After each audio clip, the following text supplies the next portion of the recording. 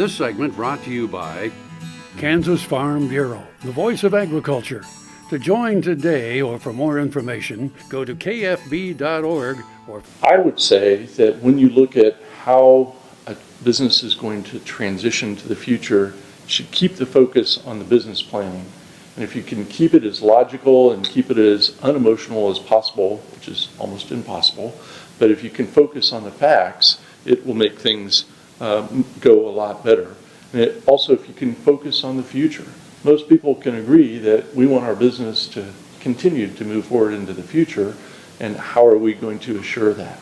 So succession planning in terms of how we're going to find the right people to fill these roles in the future is what most people want. The challenge becomes they don't always have the same idea of how you're going to get there. Framing things objectively. And one of the things that I would suggest, and I'm not really a consultant, I've done consulting, but sometimes somebody from the outside can assist because they can come in and provide that objective look at your business and say, you know, I've heard both sides here, and this group has valid concerns and this group has valid concerns. Here are some things that we could take to move forward. But it's providing that objective feedback and advice that sometimes can take the emotion off of the table. But the bottom line is it's the focus on the future and how we're going to get from where we are today to where we want to go in the future related to people helping to run the business. So a business plan, I'm sure many of you have a business plan. Oftentimes we talk about a short-term strategy and long-term strategy, but oftentimes the succession plan is not part of that business plan.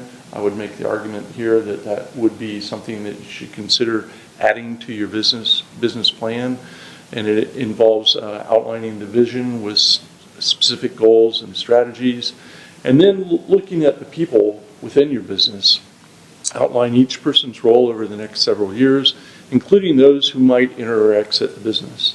And that's where you can get to either the family side or in the corporate standpoint, you know kind of where people are at in their career, and so what are the probabilities of them leaving, and you can plug that into this plan. And then listing these expectations about changes that may occur over time. So the bottom line of what we're talking about here is trying to look at succession planning or moving forward into the future as objectively as you can, and lining out, okay, what are the pieces of it? Where do we want the business to go? Who are the players? How do we look at replacing some of those people? And when you talk about that, it involves emotions, because people may not be willing to talk about when they're going to retire or when they're going to be changing what they're doing.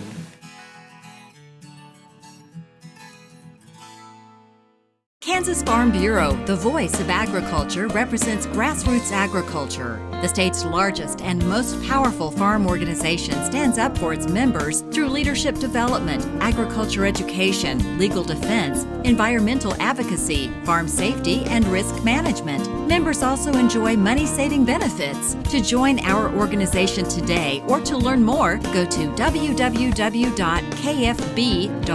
or find us on Facebook and Twitter.